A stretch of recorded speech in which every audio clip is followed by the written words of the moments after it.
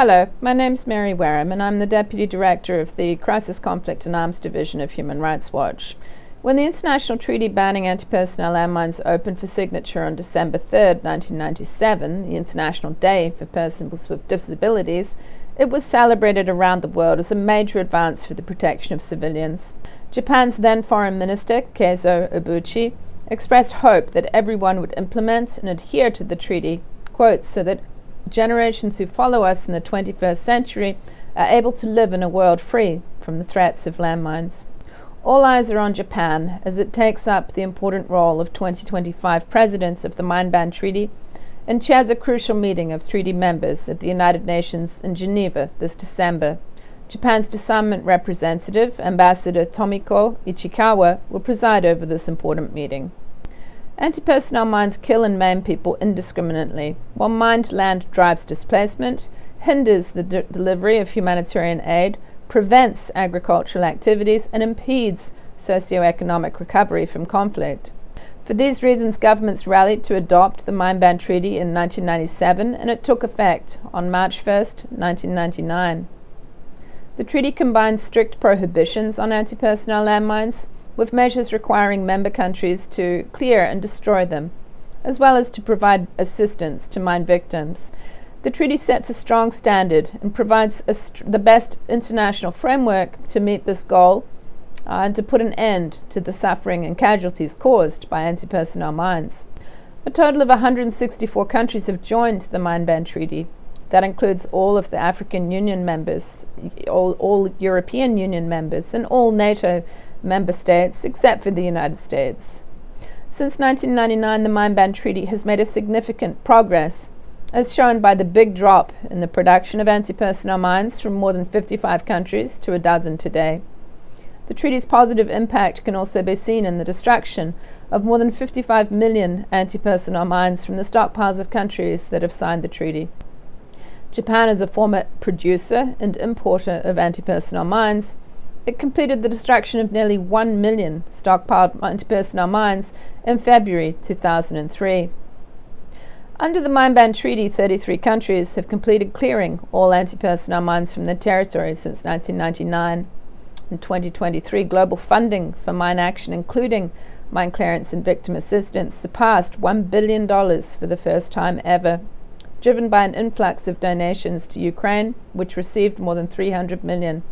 Nearly 30 years later, the Mine Ban Treaty is making a positive difference, but it faces several daunting challenges, from countries threatening to withdraw from the treaty, to new casualties from new mine use, to the suspension by the United States of its mine clearance funding. The treaty stands strong, but it faces several serious challenges as detailed by the annual Landmine Monitor report. One top concern is convincing countries that have not prohibited anti-personnel mines to accede to the treaty. The last countries to do so were the State of Palestine and Sri Lanka in 2017. Notable non-parties beside the United States include China, India, Iran, Israel, North Korea, Pakistan, Russia, and South Korea. Finland joined the Mine Ban Treaty in 2011, but it's currently debating whether to leave it. This follows Lithuania's withdrawal from the Convention on Cluster Munitions, which took effect on 6 March 2025. Such moves put civilian lives at risk and undermine the laws of war. Ukraine is a party to the Mine Ban Treaty, and there is credible evidence that its forces used anti-personnel mines in 2022 and more recently. Since November 2024, Ukraine has received at least 2 transfers of anti-personnel mines from the United States, putting it in further violation of the Mine Ban Treaty. Another major challenge is new use by countries that have not banned anti-personnel mines. Russia has used anti-personnel mines extensively in Ukraine since its all-out invasion of the country in February 2022. This has resulted in thousands of civilian casualties and is contaminating vast tracts of agricultural land. The Myanmar junta's armed forces have used anti-personnel mines repeatedly since 1999, as have several non-state armed groups. In October, Human Rights Watch interviewed a surgeon who has treated 15 landmine survivors from Myanmar, including 3 children and more than 50 opposition fighters since 2022. He said that landmines are placed in villages, farms, and around military camps. Quote, "Villagers are scared, But when it's time to harvest the corn and rice, they have to go back.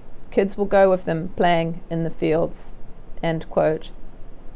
One landmine survivor told Human Rights Watch that he stepped on an anti-personnel mines on August 9, 2024, while fleeing his village of Ok in Myanmar's Rakhine state. He said, quote, "A landmine exploded beneath me and another villager as we were walking along the main road." End quote.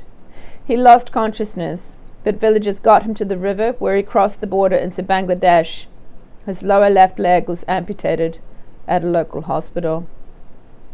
Civilians make up 84% of all recorded casualties in 2023, while children were 37% of casualties when their age was recorded. This is worldwide. While any weapon can provide military utility, some are so indiscriminate that they have been deemed unacceptable due to the harm caused to civilians and the humanitarian impact. That includes anti-personnel mines. Any use of anti-personnel mines by any actor under any circumstances should be condemned. It is important to note that victim-activated explosive devices are prohibited by the treaty, regardless of whether they were improvised from locally available materials or manufactured in a factory. Despite not signing the treaty, the United States has been one of the world's largest contributors to humanitarian demining and rehabilitation programs for landmine survivors over the past 30 years. Yet that funding halted within days of President Donald Trump taking office on January 20. It's unclear if this crucial support will continue. The withdrawal of US aid funding is straining international institutions and civil society groups around the world, including mine clearance operators and victim assistance providers.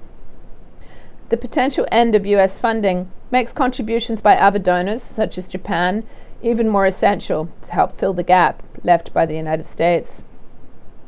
So the final challenge to the Mine Ban Treaty can be seen in the need for governments to ensure that adequate resources are available to all countries needing assistance so that the treaty's humanitarian goals are achieved. As Mine Ban Treaty President, Japan needs to do its utmost to protect and promote humanitarian disarmament norms aimed at ending human suffering. Thank you.